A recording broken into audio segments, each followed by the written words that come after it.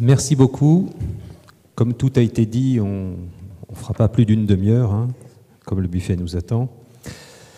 Alors, plus sérieusement, je voudrais d'abord commencer par quelques remerciements, avant quelques mots de conclusion. Des remerciements parce que ce que l'on vous a montré ce soir, c'est le résultat de 5 années de travail intense avec tout un écosystème d'experts, d'acteurs, des territoires. On a mobilisé la recherche publique, des entreprises et des territoires pendant ces 5 années pour arriver à développer cet outil, comme vous l'avez vu, qui est à la fois puissant, robuste, fiable, mais également très ergonomique. Et donc je remercie évidemment le CSTB, qui est un contributeur majeur avec Efficacity, c'est co-développé avec le CSTB, donc merci aux équipes du CSTB, merci bien sûr aux équipes d'Efficacity. Je remercie aussi tous les acteurs qui sont dans l'écosystème d'Efficacity. Je ne vais pas les citer tous, mais comme certains sont dans la salle, bien sûr, il y a aussi le CEREMA qui travaille et qui va continuer à travailler sur le volet mobilité, l'Université Gustave Eiffel, sur certaines dimensions également. Et au niveau des entreprises, les grands acteurs de l'énergie de la ville ont été impliqués et continuent à enrichir l'outil. EDF, Veolia, Engie, qui sont présents dans la salle également, tout un tas d'ingénieries qui nous ont aidés à tester, à débugger, à nous faire des remontées, toujours constructives. Des primo-utilisateurs, des cobayes, des bêta-testeurs, c'est pas facile. Alors bien sûr, vous avez vu Suez Consulting, mais il y a aussi CETEC, Arcadis, ABMI, TPFI, Ingérop, tout ce premier cercle qui nous ont aidés à faire ce qu'on appelle de la recherche-action, c'est-à-dire ne pas attendre d'avoir développé un outil pour vérifier s'il est utile sur le terrain, parce qu'évidemment, ça ne sera jamais le cas. Mais en circuit court, de commencer à développer l'outil, de le tester avec ces primo-utilisateurs sur le terrain et d'avoir des retours d'expérience. Donc ça, cette méthode de recherche-action, elle est très puissante. C'est comme ça qu'on a développé un outil à la fois robuste et opérationnel, et c'est comme ça qu'on continuera à le développer pour l'enrichir dans la durée.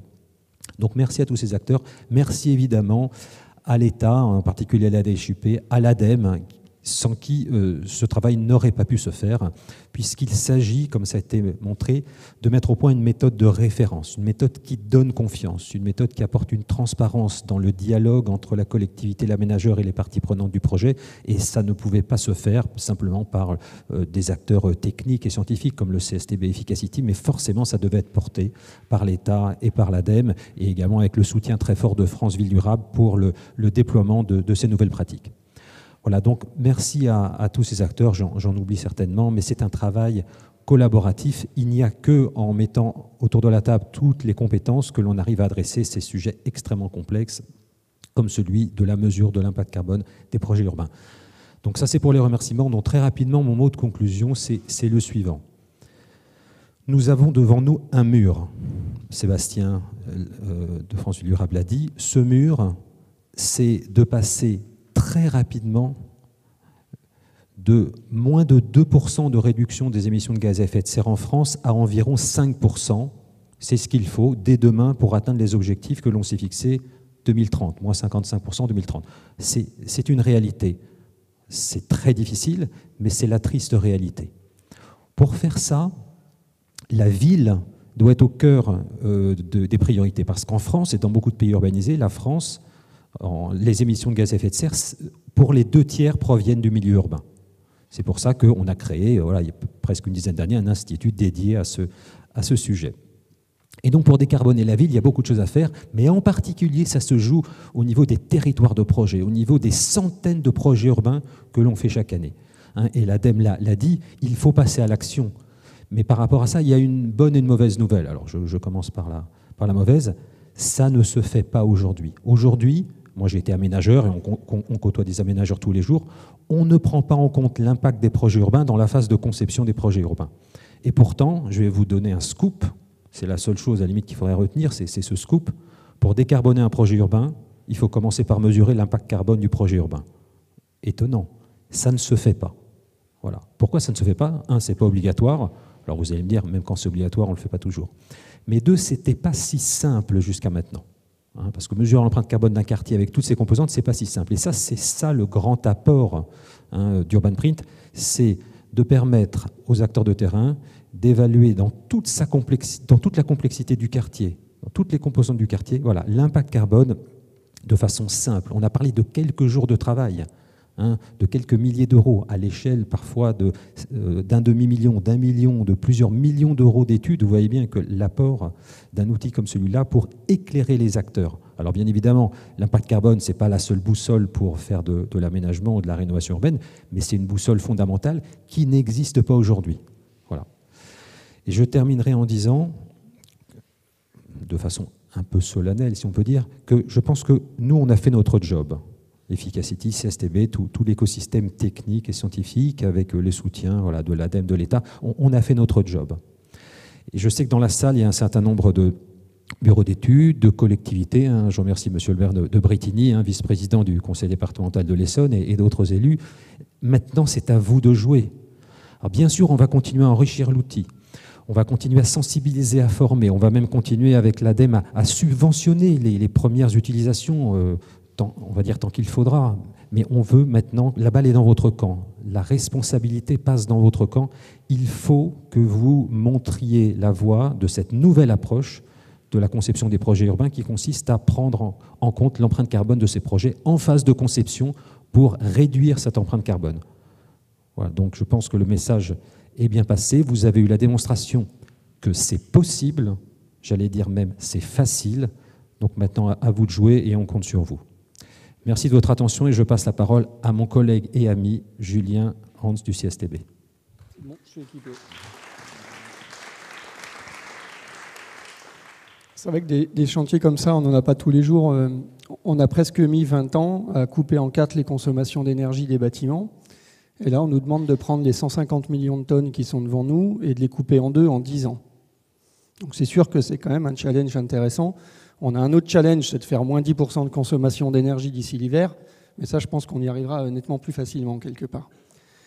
On a mis aussi 10 ans à passer d'une réglementation purement énergétique à une réglementation environnementale qui englobe le carbone. Donc il faut avoir ces échelles de temps en tête pour être aussi quelque part froid devant l'événement. À un moment donné, il faut faire les choses, mais il y a juste le temps qu'il faut pour y arriver. Je le regarde vraiment comme ça aujourd'hui. On sort un outil à l'échelle du quartier dans le même calendrier que la réglementation environnementale à l'échelle des bâtiments. Or, dans ces 150 millions de tonnes, ça a été dit, il y en a 100 pour chauffer le parc et il y en a 50 pour fabriquer des nouveaux projets. C'est aussi simple que ça. Donc, faire nos économies de carbone, on n'en parle jamais, des économies de gaz à effet de serre, j'entends jamais ces mots-là associés. On a ça à faire. Alors, la feuille de route décarbonation, l'article 301, ne parle que de ça, et ça ne parle que d'objectivation et de capacité à compter. L'ARE 2020, c'est compter. La méthode quartier énergie carbone, c'est compter. Demain aussi, après-demain au CIPCA, vous aurez, je le fais un peu en avance de phase, mais on va vous parler d'un label quartier bas carbone qui va vous proposer de compter. Donc pour faire ça, il nous fallait impérativement un outil pour compter. Et effectivement, on est très heureux aujourd'hui d'avoir sorti ces outils-là dans la bonne temporalité. Merci beaucoup aux équipes de l'avoir sorti. C'est, comme tu le disais, un grand travail. Il n'est pas fini pour nous. On est un peu caricatural en disant c'est à vous de jouer, mais on sera encore là et on va continuer de faire bouger les lignes.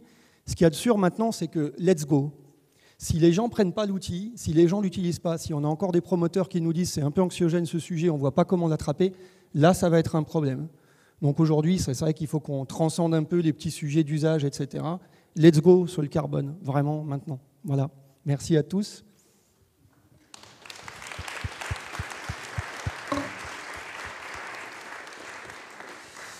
Peut-être un dernier mot, on va dire que c'est la cerise sur le gâteau, c'est la question sur la Réunion qui m'y a fait penser. On a l'obligation, on l'a vu, de déployer massivement ces outils pour décarboner la ville. Mais la cerise sur le gâteau, c'est qu'en fait, ça va être très bon pour le rayonnement de la France. Parce que ce qu'on a vu et ce qu'on nous dit maintenant, c'est qu'un certain nombre de grands pays ont regardé, ils n'ont pas trouvé l'équivalent. Voilà. Il y a toute une chaîne logicielle qu'on a développée avec le CSTB qui permet d'optimiser les projets urbains. Voilà, globalement, Urban Print est celui qui regarde l'ensemble du quartier. On a des outils qui font des zooms sur la stratégie énergétique. Mais voilà, cette suite logicielle, qui est la suite développée avec le soutien de l'ADEME, elle intéresse beaucoup de pays. Et je le dis aux entreprises qui sont présentes dans la salle, il y a un vrai enjeu pour vous à vous approprier ces outils parce que c'est très différenciant au niveau international. Et donc, on a conçu ces logiciels, dont UrbanPrint, pour être adaptables à des contrées proches ou lointaines. Et donc, c'est à la fois une nécessité pour la France, mais c'est très intéressant dans la compétition mondiale de la décarbonation des villes dans le monde, d'avoir ce temps d'avance, de savoir compter le carbone, de savoir optimiser les stratégies énergétiques. Il n'y a pas l'équivalent en France, donc raison de plus pour dire « let's go ». Et maintenant, let's go au buffet. C'est ça ?